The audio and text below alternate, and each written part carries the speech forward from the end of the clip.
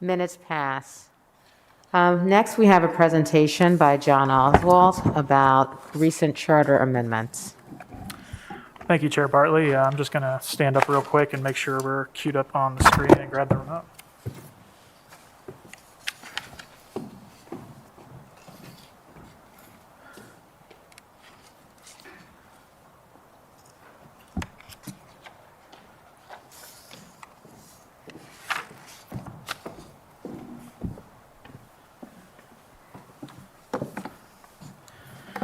Thank you very much. I think just wanted to do a brief overview of charter review as it's been in the past couple decades and the opportunities we've had to take a look at it,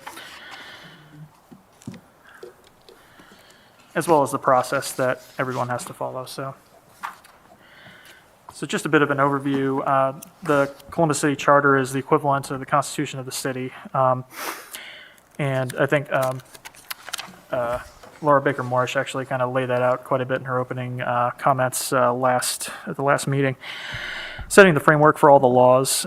It's adopted by the electors of Columbus in 1914. It's been amended 55 times in its 108-year history. Commissions or committees have been seated recently in 1998, 99, 2014, and 2016. 98 and 99 commissions were ad hoc. They were actually, 98 was brought together ad hoc in 99. The same commission was actually brought back to consider an additional issue. 2014 was more comprehensive and established a permanent review commission in charter. The 2016 committee was seated in response to resident input on council governance. So the 98 commission resulted in 7 separate ballot issues that were rather specific to the topic. The first one's kind of a bit germane to our conversation, as some folks had made their desire clear after a project last summer to make our city code gender neutral, that we should move on to the charter. And, taking a look back, a review had been done in 1998, actually, looking solely at gender neutrality rather than outdated language in its totality. There was another one to amend Section 8 to establish the date and time of council's first meeting, bringing it up from 8 p.m. back to 5 p.m. Amending Section 27 regarding the Appropriation Ordinance, shortening the time between a mayor's recommendation and action. Clarifying the city attorney's responsibilities to eliminate conflict with the ORC. Amending several sections having to do with departments to retitle, reorganize, and renumber to make them easier to read. Allowing for a number of policymaking and fiduciary positions to be unclassified positions. Nominating petitions, taking the number of signatures needed on a petition to get a candidate on the ballot for city office from a fixed percentage of those who voted to 1,000 total. So after that, apologies.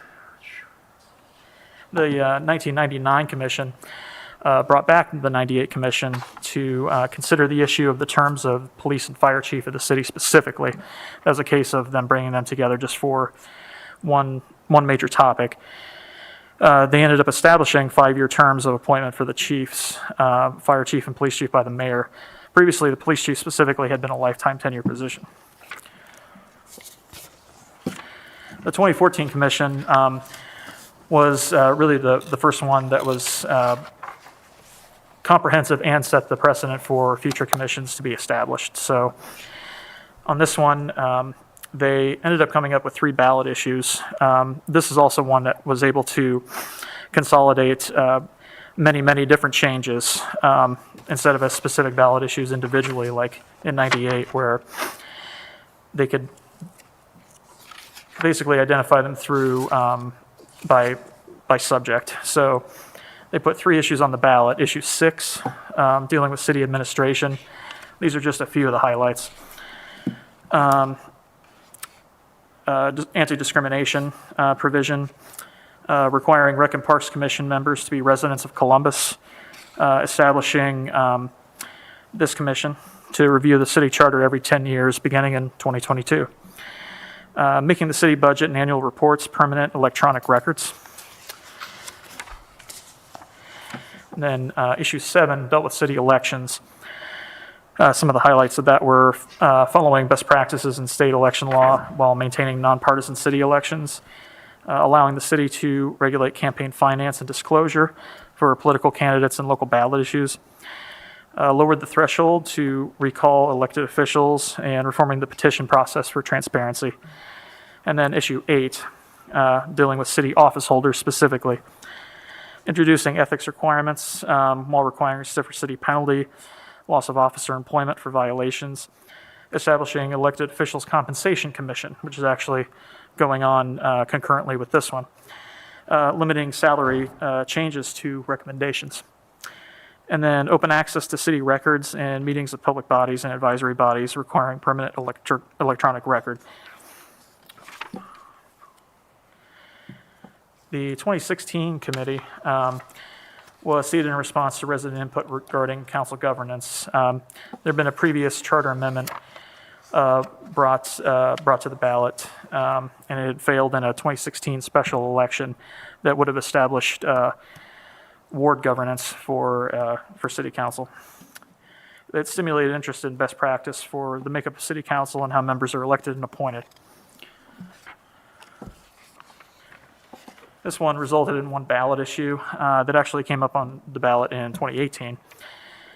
So it increased the size of council from 7 to 9 members, established at-large district representation, and that we have Columbus or carve Columbus into districts, and then each representative for city council must live within the boundaries of that district, but they're voted on at-large by the city.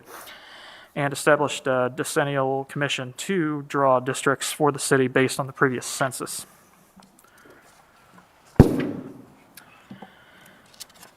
So getting into the process for Charter Review Commission. So our process is governed by the City Charter Section 236, and I'll just read through it quick. The Charter Review Commission, composed of 5 qualified electors of the city, shall be appointed at the second regular meeting of council in the year 2022 and of each succeeding 10th year thereafter. And at any time, council may, by a vote of 8 of its members, for reflecting the expanded council, call for such a commission. The Charter Review Commission shall consist of 2 members appointed by the council, 2 members appointed by the mayor, and 1 member jointly appointed by the president of council and the mayor, such member serving as chair of the commission. Members of the commission shall not hold any other office or employment with the government of the city and shall serve without compensation. Apologies for that.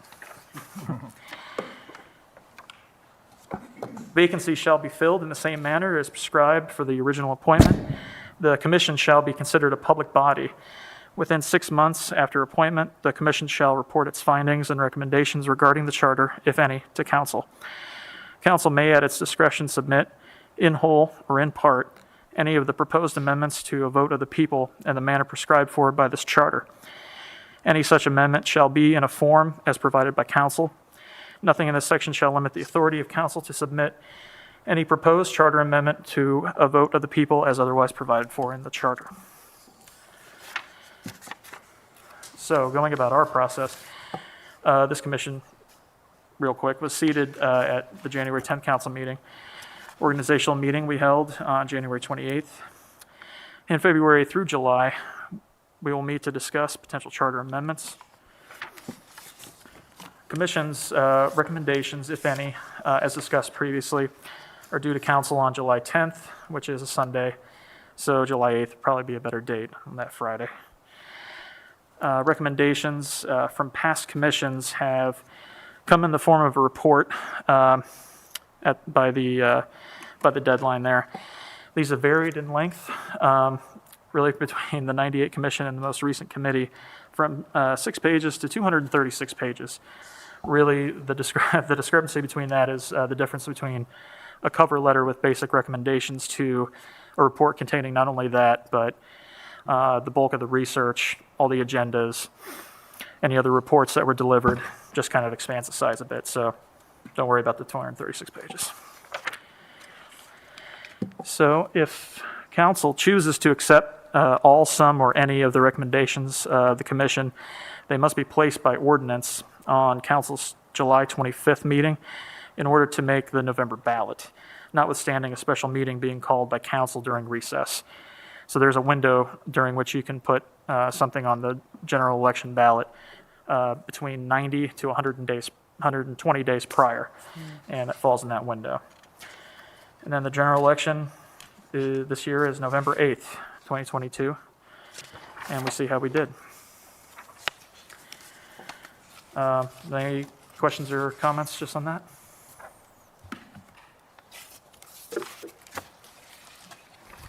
Okay. If not, thanks so much for letting me share that. And I will go transition the PowerPoint slide for Auditor Kilgore. So I would like to turn the floor over to her, if that's all right, Chair Bartley.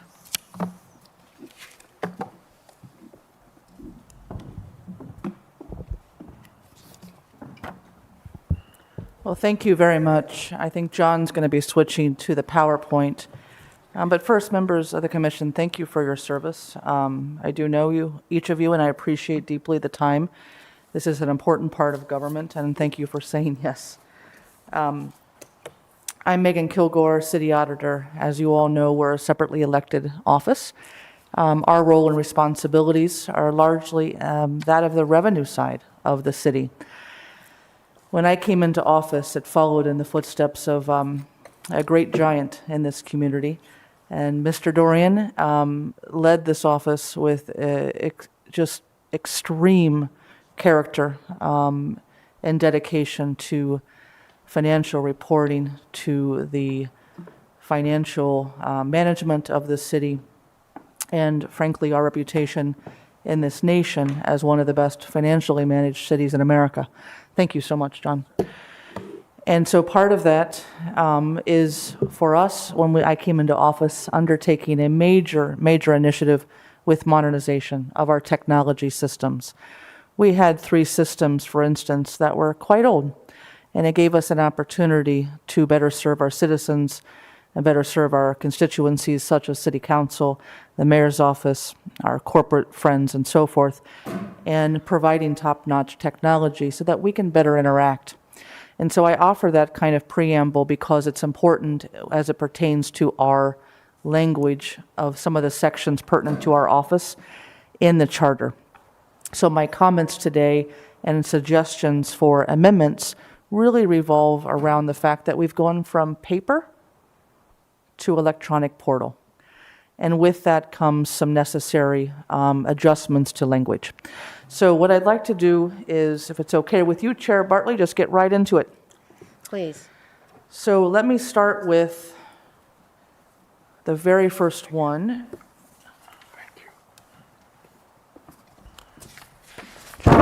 Excuse me. John, were you able to provide a paper copy to everyone? Yes. Great, thank you.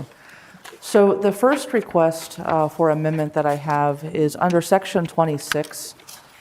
It's the definition of the mayor's estimate. As I believe you all know, our office is responsible for providing the revenue estimate, which represents the total revenue that we foresee for the city's general fund.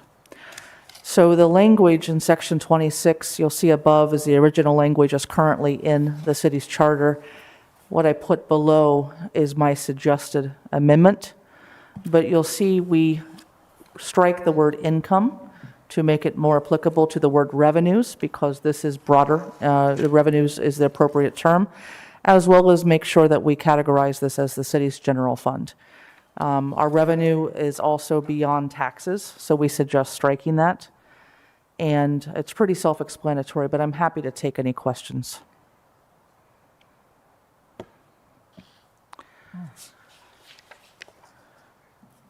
The second piece then I would like for your consideration is really an education. And Laura, I don't want to put you on the spot, but you're so knowledgeable. I'm struggling to kind of understand the intent behind Section 75. As you all know, bonds and notes do come through the city auditor's office, my office, But as I read this, I'm sure at some point it had a historical importance, but I can't understand its intent today.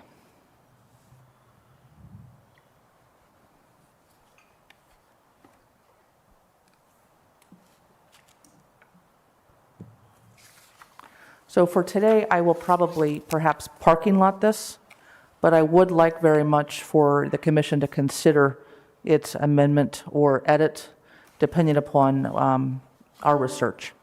And Laura, I plan to work with the city attorney's office on this, and I'll actually put a call into our former auditor / resident historian. So we'll get back to you.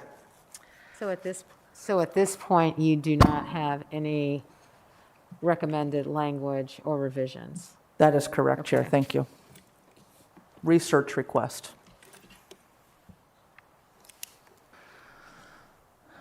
The next recommendation that I have is for Section 84, which is payment of claims. And I think it's important to acknowledge the definition of warrant. I'm going to speak to that in a subsequent section, but largely, when this charter was written and amended over time, the idea of a warrant was a physical piece of paper. It was a check that was able to be handed to another. Today, via electronic payments, it's much broader. And so my request is pertinent to just this section, that we strike the sentence as listed in the second paragraph there, which warrant shall specify the fund upon which it is drawn. Because frankly, no more do we print warrants, and because of the electronic systems that we have, the idea of printing a fund number is no longer important. Our controls are electronic, they are in place, the transaction is electronic, and so forth. So my request and recommendation for modernization is to strike that last half sentence. Any questions on Section 84? Okay. To, as I mentioned, the idea of the warrant. And this is a very clear check and balance and identified in the roles and responsibilities of the different, especially fiscal offices. But Section 91 says the treasurer shall distribute funds in custody only on warrant of the auditor. That's part of our very important charter duty, is we have to acknowledge and affirm that the funds are available and therefore able to be paid out. What the recommendation is, and this is a little bit of a discussion for today too, is the idea of how to describe a warrant. Again, warrants initially were very physical checks. Today, they could include physical checks. They could also be drafts on an official depository. Remember, official depository is a banking institution approved by council that works with the city's treasury. They could also be bank wire transfers or electronic payments. That is, the latter is really the customary world that we are in. It's also economically beneficial to the city, and it carries more internal controls. What I question with the idea of describing broader the idea of a warrant is because two things. One, I have occasionally gotten records requests for paper warrants. And I think it would be helpful for government, for our citizens as well, that we clarify that warrants are not necessarily going to be in paper-based form. But my second question really for discussion is, and I don't quite have an opinion on this yet, but I do wonder if we should consider putting the description of a warrant in the code versus the charter. And I would like to work with the city attorney's office with your support, Chair, and discuss that a little bit further, and then come back to you with a recommendation. To elaborate just on that point a little bit more, by putting it in the code, we would be able to consider future technology without having to amend the charter, of course. So I'm going to put that in the parking lot just for a moment, but I would like to come back to you formally with a recommendation. The next one, this is another recommendation. Section 93 speaks to the city's depositories, which are, as you all know, the banking institutions with whom we work to carry out the city's financial business. The language previously stated that council shall provide by ordinance for the deposit of all public monies coming into the hands of the treasurer in such bank or banks or building and loan and savings association or companies situated within the county as offer at competitive bidding the highest rate of interest and give good and sufficient security.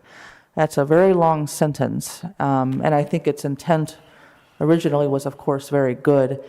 I'd like to, for your consideration of an amendment for a couple of reasons. And the proposed language that I've offered strikes the idea of the banking institution having to be inside of the county of Franklin County.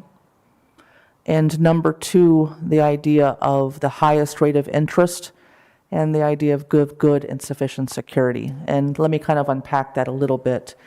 First of all, the banking institutions, by limiting ourselves to having a bank with a footprint here inside of our county, we are the 14th largest city, and our business is done best for our citizens and taxpayers when we have the ability to compete on a national scale.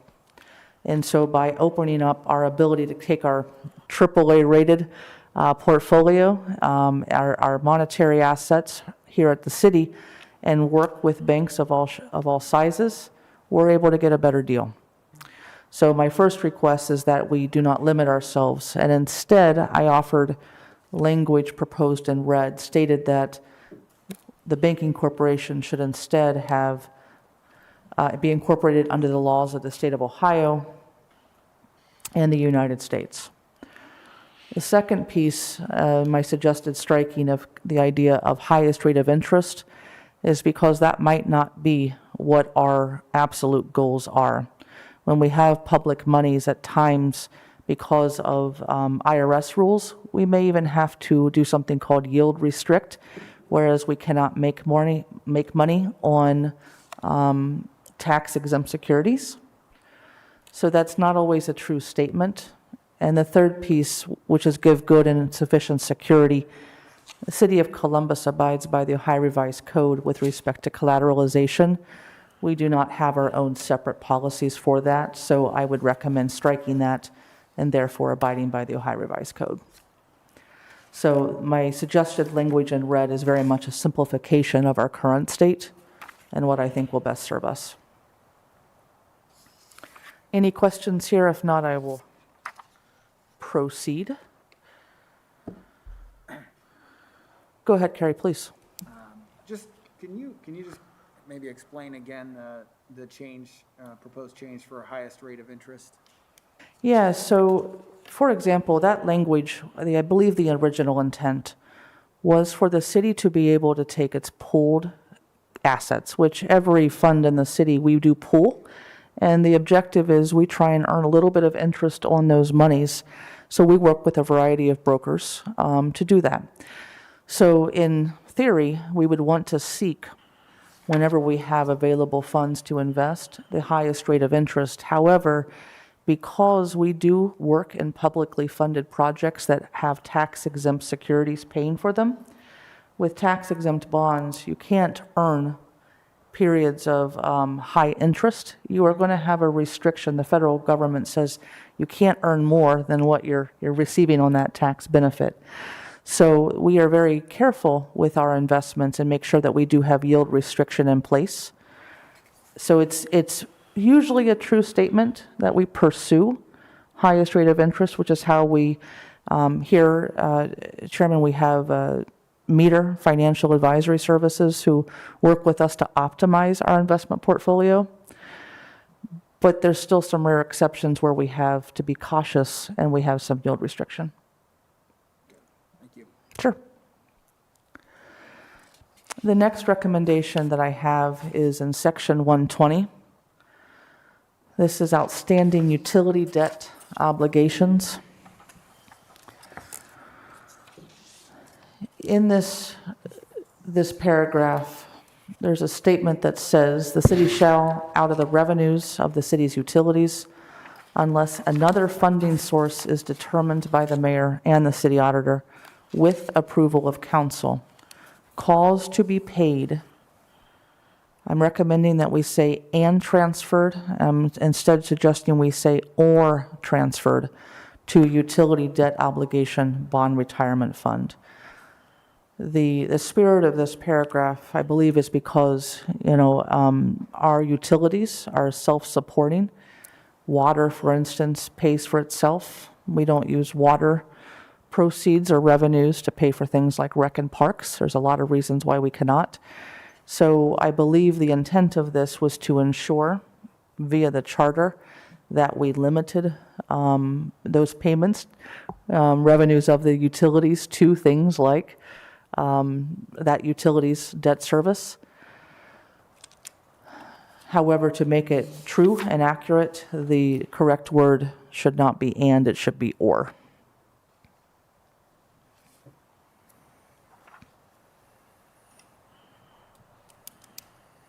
Any questions on that? If not, I will proceed. At the risk of always being cautious as to how much work our dear city clerk has, I did want to raise this just for the commission's consideration, and recognizing that I have not spoken to Clerk Blevins directly about this. But I believe historically, the Office of the Auditor, because we had vaults, we kept some documents, including oaths of office. It's something that I care about deeply. I'm very sensitive to the fact that we do have a lot of oaths of office stored there. But I'm questioning whether or not, for purposes of continuity of good record keeping, that the clerk would be the better party. And I would just ask the commission to consider that, and I'd like to speak further to the clerk about that in due time.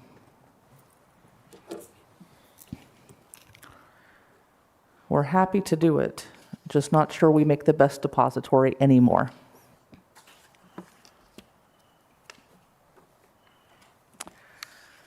And with that, that closes up the items directly pertinent to just, let's say, the auditor's office. I do have a few other items that I'd like just to kind of go through quickly, that I do suspect are under your purview and in consideration with the other offices with whom you're speaking. So Chair, do you care if I just go ahead through those briefly? Great, thank you. Again, these are more broader questions. Section 22, emergency measures. It's a really important section in our charter and certainly used frequently by the city in order to carry out its business. A question that we have because of items that we've run into is the idea that ordinances shall be in effect unless otherwise signed by the mayor 30 days from their passage. And we do have the idea, an option of, by a vote of right now, at least prior to 2024, when the council changes, the council may, by a vote of 6 of its members, pass emergency measures. The question I have, and I'd like just to discuss this further with other, maybe the city attorney and other offices, is that procurement seems to hit speed bumps from time to time, because when an ordinance is not done with an emergency designation, procurement, when we're entering into a contract, we're entering into a good work with an outside firm, oftentimes those quotes are for certain periods of time. This happens to us occasionally, where a firm will say this is the price for this period of time. And sometimes just in the daily operation of legislation, it does put us up against that clock. And so I kind of just like to lift this up for the commission's consideration. I believe there has been talk in the past with other charter commissions about the idea of procurement. And I just kind of like to ask you to raise that in your internal deliberations. And maybe, John, has that come up yet this term? Not yet this term, no. Okay.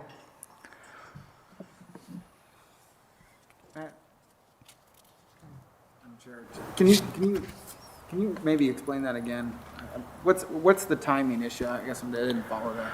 Yeah, sure. So, for example, if we're trying to enter into a contract with Microsoft, this was an example that we had in our office, the pricing is going to be for a set number of days.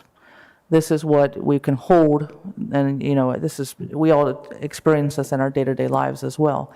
And so because of the 30-day nature of this legislation, it seems to me that more often than not, emergency is pursued.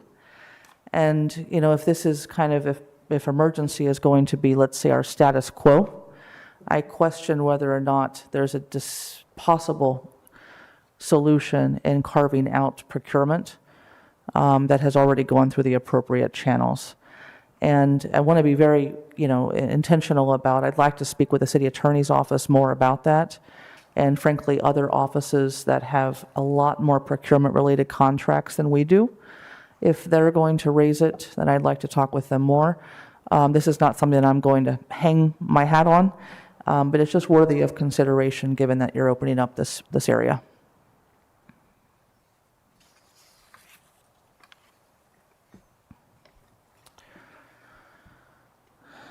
The next section I know has been discussed before, residential requirements for certain employees, section 158-1.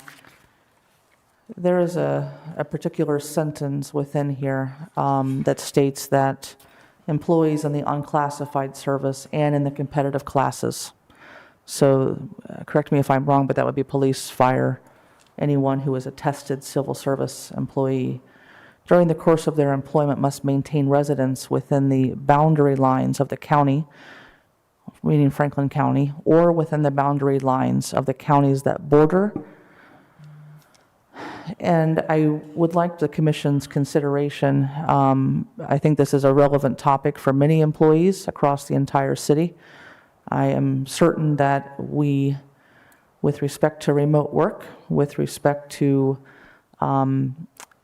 deeply skilled professions that might be required of this city, for example, technology-related fields, this might be something where I, for example, would need to look at employees outside of this tri-county area. But I do ask the Commission's consideration, and I'm sure individuals in other departments could speak more to this. John, has this come up yet? This came up actually, really partially the relevance of the section now, just given, and I was going to toss it over to Laura to maybe go into a little more depth, but to my understanding, there was an Ohio Supreme Court case that struck down residency requirements statewide, with some limited exceptions for emergency personnel. So I recall that, yeah. John is exactly right.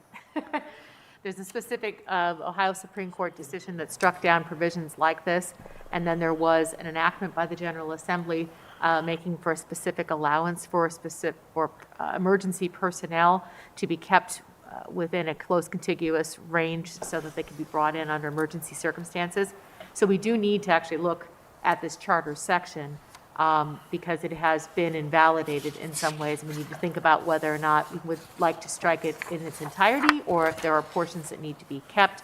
But Auditor Kilgore, the decisions that were rendered did not address remote work, which is a kind of a different question, really, because it could be, in fact, intrastate, not just intrastate as well. So it is something worth looking at.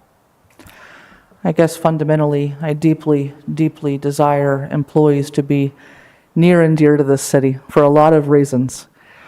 I also recognize, as the 14th largest city, for example, our division of revenue brings in $1 billion a year. With that, we might have needs that are highly unique. If we were to compare ourselves to a corporation, we would run like a Fortune 500. And so just speaking for myself and this particular section, I would like an amendment there to provide for optimal flexibility, but I also recognize the legal limitations that Laura has mentioned.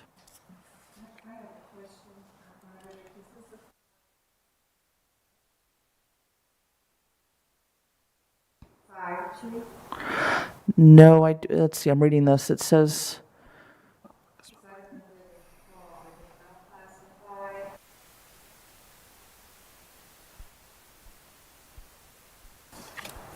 please. They are non-competitive. That's correct. This applies as currently written to all employees in the unclassified service in the competitive class of classified service. I think this is worth a deeper exploration.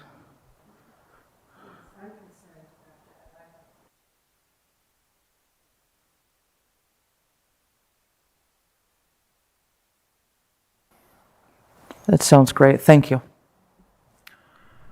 I will add real quickly to Auditor Kilgore that this, as I mentioned before, the section with residency requirements was actually explored briefly by the 2014 Commission, but appeared to be tabled and to be put under consideration by an internal committee, the results of which we would have to see. Oh, I'm sorry.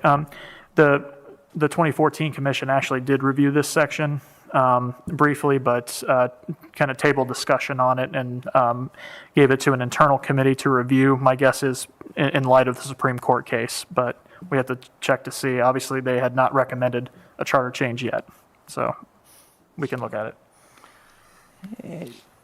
So with the internal committee, did they meet?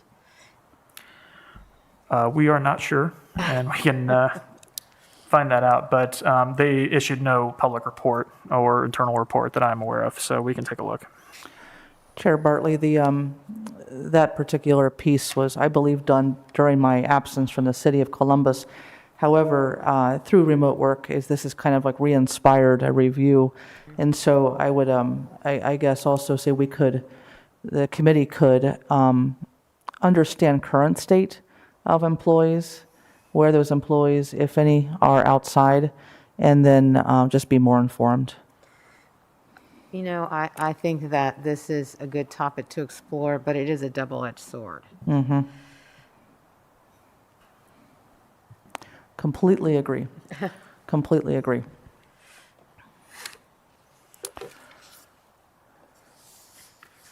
The next one, section 230, hours of labor.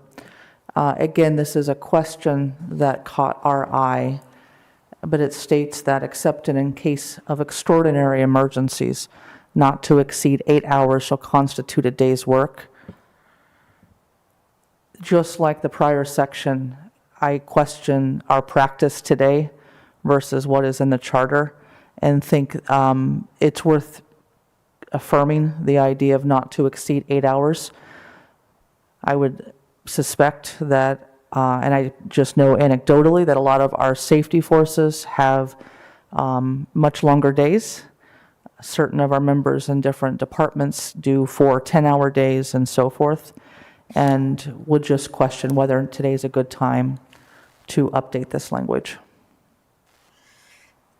So, you know, if you're in bargaining, that speaks to this within their, in bargaining, this speaks, in being in a bargaining unit, this speaks to the contract. However, are we talking about just individual, just staff, city staff in its entirety? Yeah, I am not certain of the intent of this. That was why I wanted to raise it up as a broader discussion item. Same exact as the prior one with where employees are physically allowed to live. Okay. Thank you. Certainly.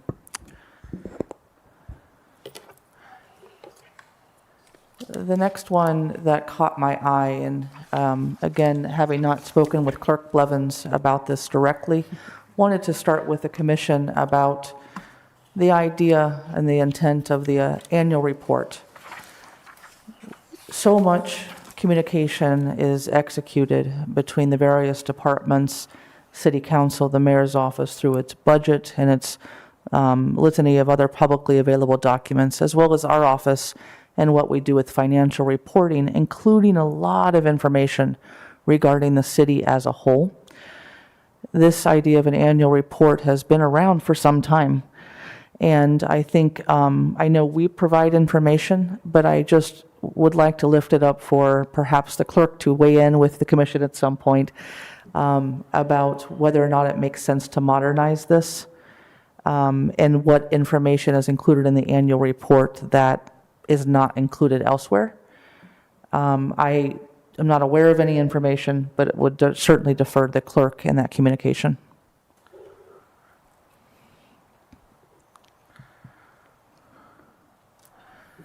And the next one, Section 240, this is just a question that I have. I've been struggling with a little bit.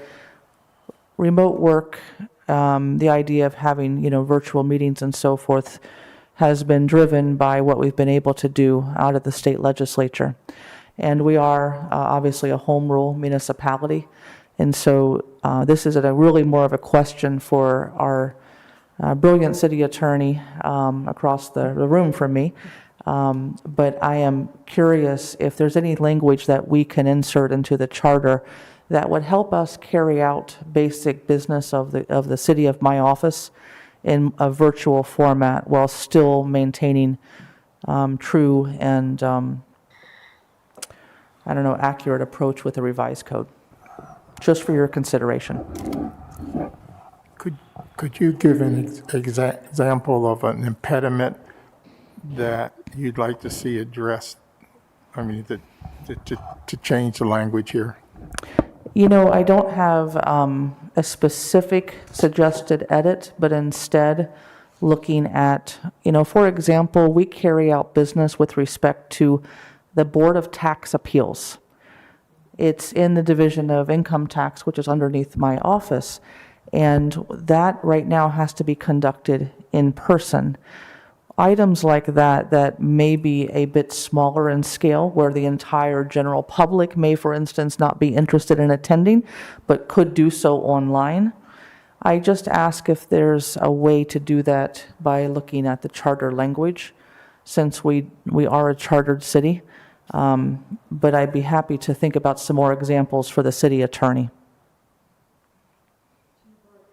I have a question. Auditor, I didn't ask it because it was Sure. go back to your annual report. Yes. I'm wondering if the departments do this annual report.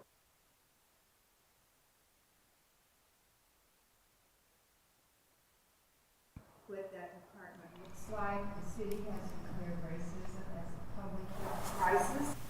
I would like for this community to see that those are just not words, that we can actually document what that department has done as it relates to employment and purchasing goods and services.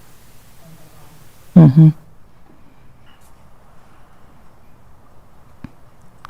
John, I was going to ask you if perhaps we could share with the commission what the annual report included, which is very much available. It's very redundant at this point with the clerk's annual report as I described it. Do not want to take any extra work away from the clerk, of course, but that information is available in many, many other capacities. So let me ask this question. Annual reports are reporting of outcomes, not necessarily actions that were done. And my question is, are there strategic plans and annual goals that departments, units have? Because I think that would be more substantial from an annual reporting standpoint, as far as understanding what was achieved and not just programs and initiatives that were maybe begun. So is there a strategic plan that the city has, or that the administration has, that the city council has, that each of the electeds have within their office? And I think that we decentralize, that so much. I'm only speaking for what we produce. And our efforts are carried out in our annual financial reporting requirements, our annual audit, and so forth. And so the information that I present, I'm only speaking to this section to Clerk Blevins for this annual report, is just a really small bit. And I think maybe, John, you could have copies available of what this entails, and perhaps speak more with the clerk about it as she has time. I understand exactly what you're saying, Chair Bartley, though. I get it.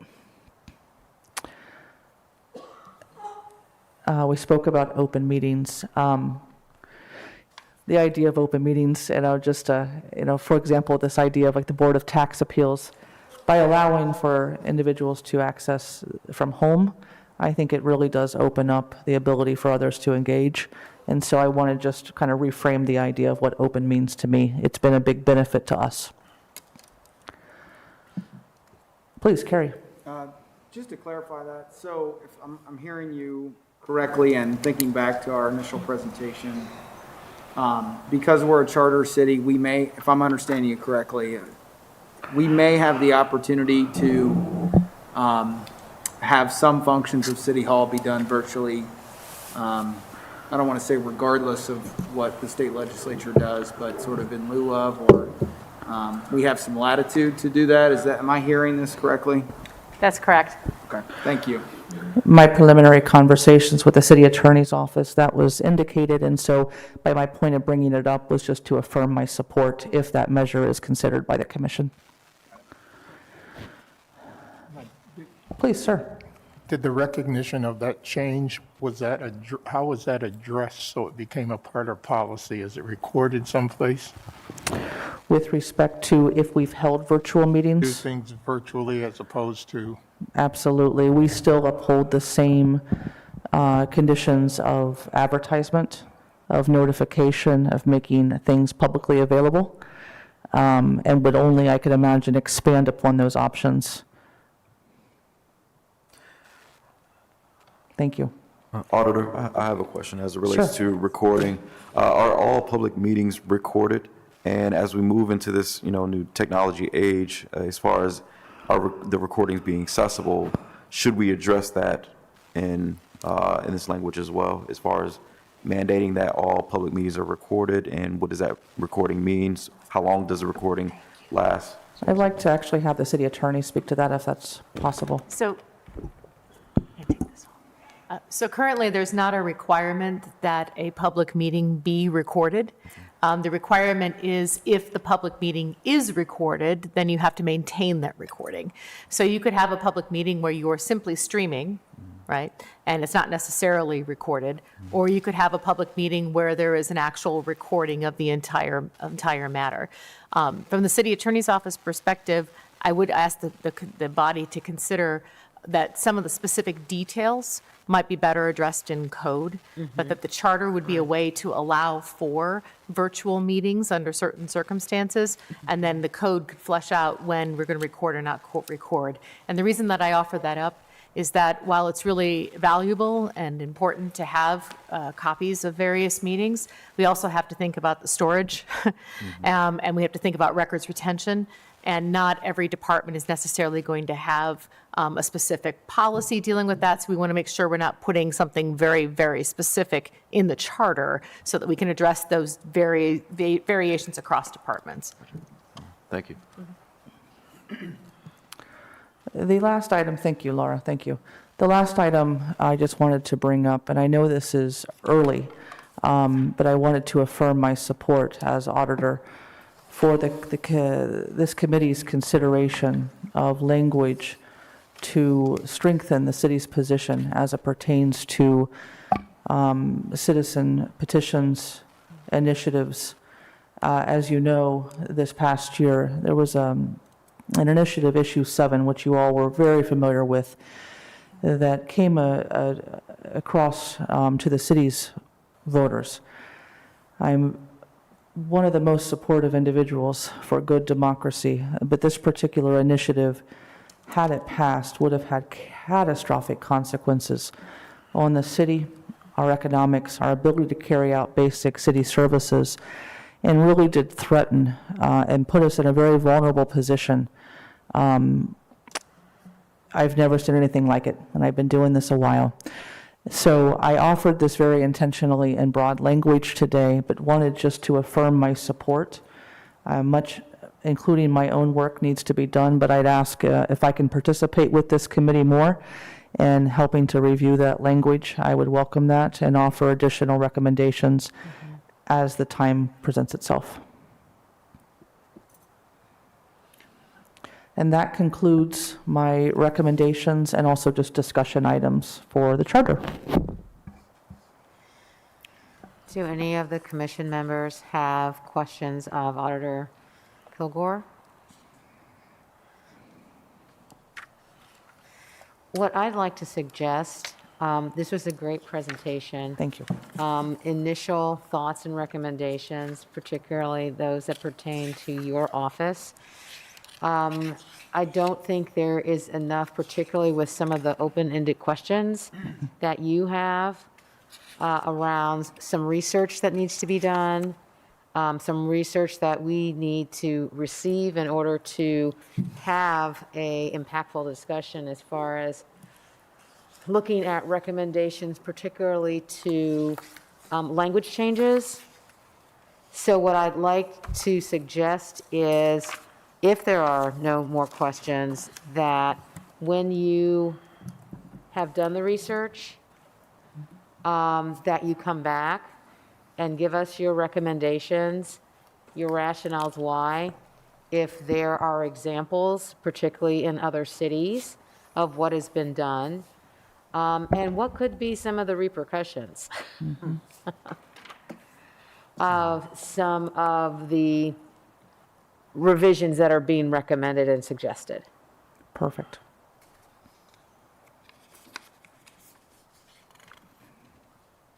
Thank you very much, Chair. I look forward to that.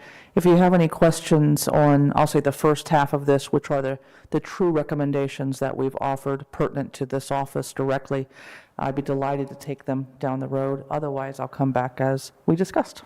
Thank you. And I think that particularly for this whole petition and initiatives, it'll not just be you as an elected official, but the other elected officials as well, that we would like feedback and recommendations as we tackle that particular subject matter. Certainly. Yeah, absolutely. I would echo that too.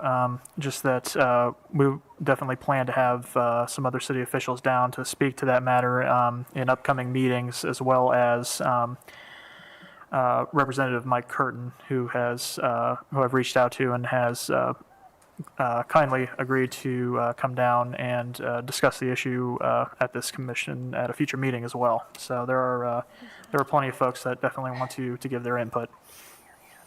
You know, I can't hear you. Oh, I apologize. Yeah, I'm sorry, I don't hear well. Sorry. So I was just echoing that there are several city officials that we would want to have come down to the commission to speak on this, including former Representative Mike Curtin, who has actually chaired this commission in the past and has dealt with some of this at the state level. All right, thank you. Thank you. If there's nothing more, may I adjourn myself, Chair? Yes, you may. Thank you. Thank you you. for your service. Thank you for your time. I appreciate it.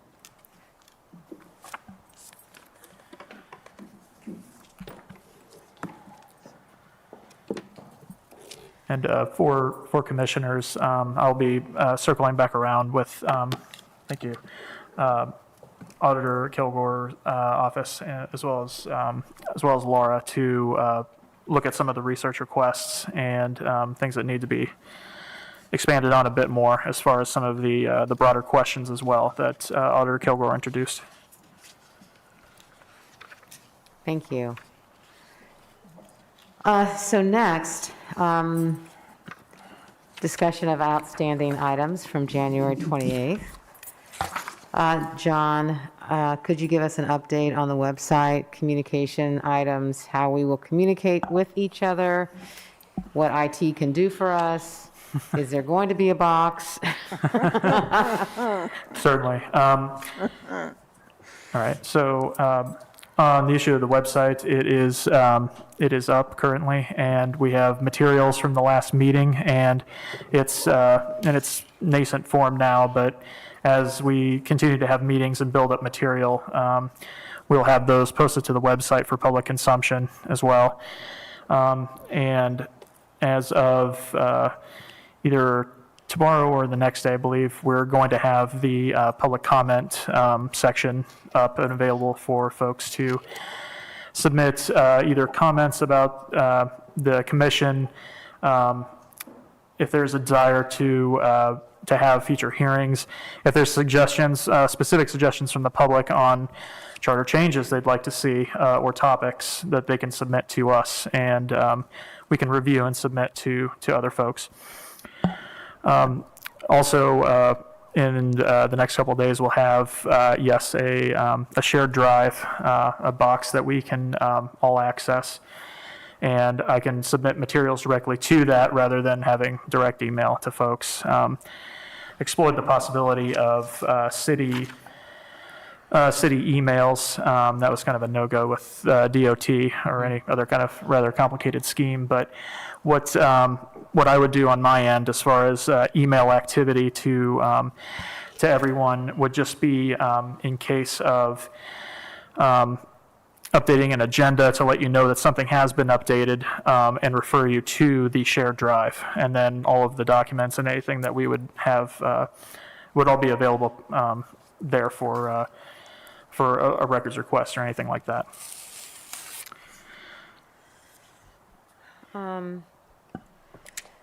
We discussed future meetings at our last meeting, particularly around consistency and timeframes. I know that Google Docs did not work for everyone. So there are some dates that we have to share today for the next several meetings that are upcoming, and really want to review that with everyone now. And I believe, John, you have that information. Yes. Okay. So looking at the weeks of February 28th, I'm talking about from Monday, February 28th and the week of March 7th. So 2 days for the week of the 28th I was looking at was Wednesday, March the 2nd, in the time frame of 3 to 6 p.m. I was still thinking of a 2-hour block, but in that range. And then Thursday, March 3rd, 3 to 6 p.m., and it can go a bit earlier if needed. But the following week, looking at Wednesday and Friday, so that would be March 9th, 3 to 6 p.m., and then Friday, March the 11th, a morning block from 10 to noon, or a Friday afternoon block of 3 to 5. So so- can we go through each of those dates right now and see availability for those weeks? Because I know we have 2 days on each of those weeks that you've identified. Yes. So can you go again with the first week? That Sure. you just- You just want me to say the, Yeah, okay. just, Yeah, Wednesday, March 2nd, 3 to 6 p.m. and what is the other date? Thursday, March the 3rd, 3 to 6 as well. Let's start there. And of those 2 dates, I'm good, either one. I'm good, either one, Chair Bartlett. I can do either one. The 3rd or 6th, or the 2nd or 3rd. And both are from 3 to 6, correct? Correct. Okay. We could just have the starting time at 3, if that's agreeable to everyone, and go probably, say, 5 o'clock would be the end time. Sounds better. So what day? is there a preference between the two if everyone is available? I'm good, I think. I'm good, either one. Between those 2 dates, is there a preference to choose one of those from a 3 to 6, right? Because you're asking for that week. One meeting, or you Yeah, one want- meeting, yep. Right. Yep. Wednesday would be better for me, but I can do either. I don't need my calendar here. Well, if everyone's available, then let's go with that Wednesday. Wednesday? That's March the 2nd? March 2nd? It is, sir. Great. Okay, good. I think we have a time. Okay. Okay. So that would be Wednesday, March 2nd, 3 to 5 p.m.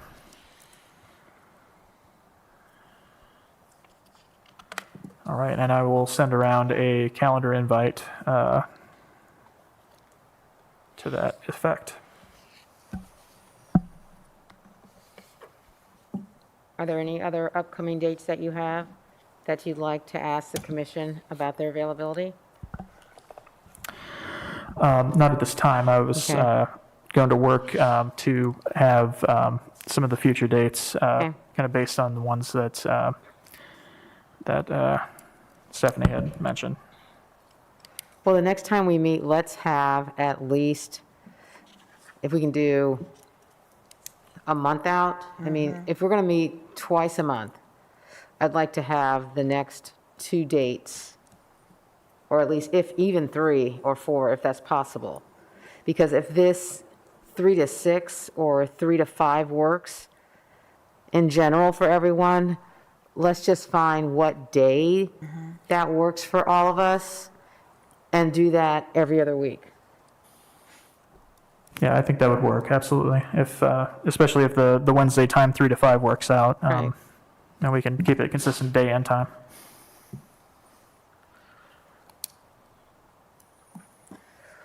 Wonderful.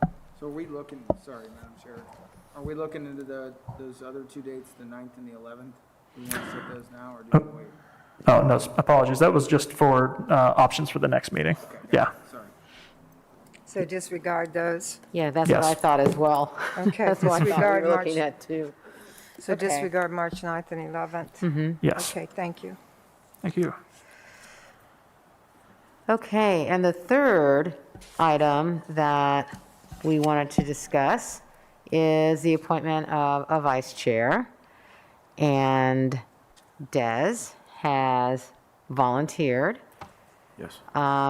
as, to be vice chair in my absence.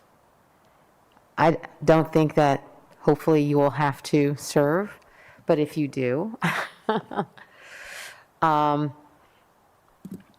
you'll work with John as I have as far as setting the timeframes and the agenda for the upcoming meeting. Okay.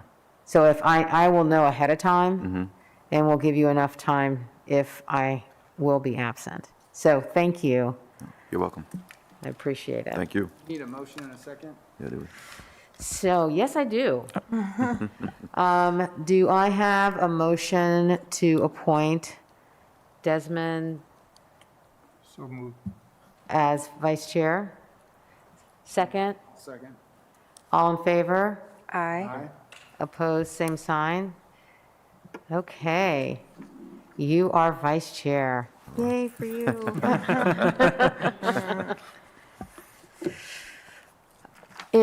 Are there any other topics or issues or discussions for the commission today?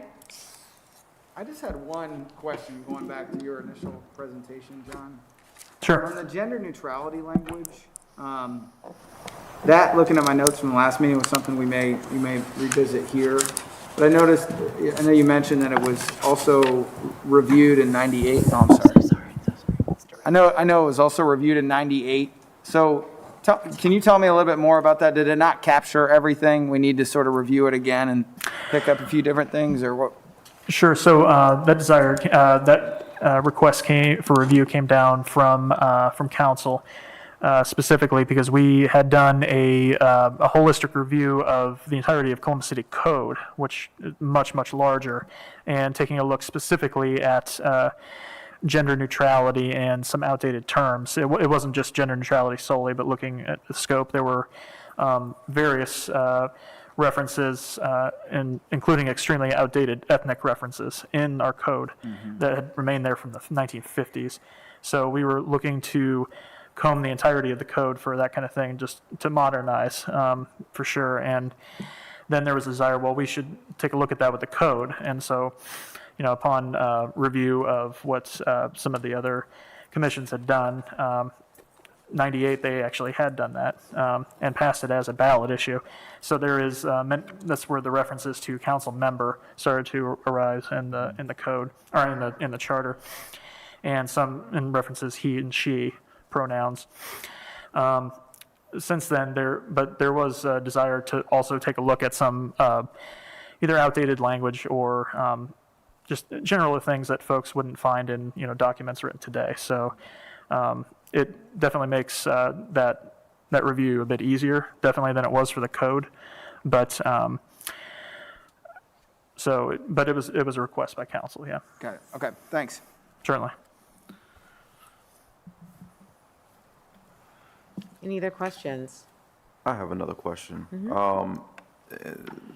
John, I think this may be for you. As it relates to the structure of these meetings and the content and how we deliberate over various presentations and information that's provided to us, moving forward, just so I kind of know, what are we to expect?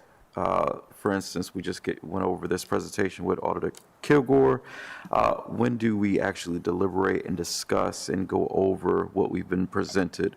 Because I'm assuming this is going to be a regular occurrence where we are presented with various subject matters, various requests, so on and so forth.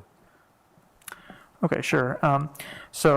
Just by the effect that Auditor Kilgore was the first to go, very much thank her for that, and had several recommendations out that were some very technical, some a bit broader in scope. That there were several things put out there.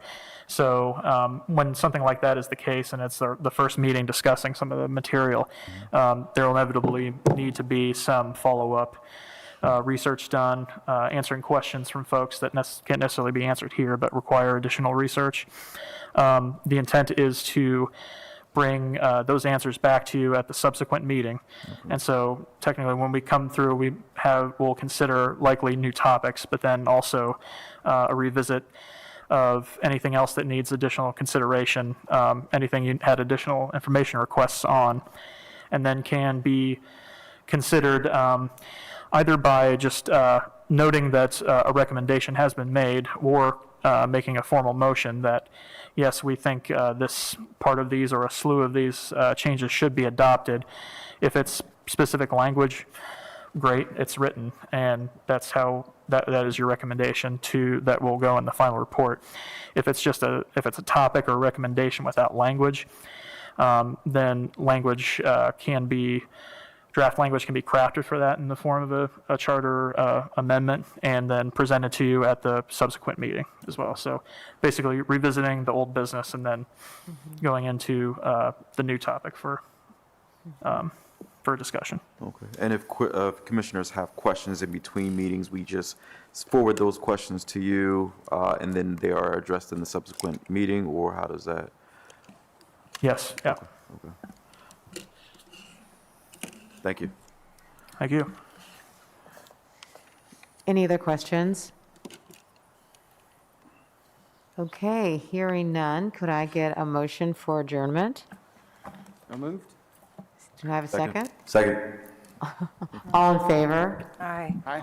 Okay, we are adjourned for the February 15th Charter Committee Review Commission. And thank you, everyone.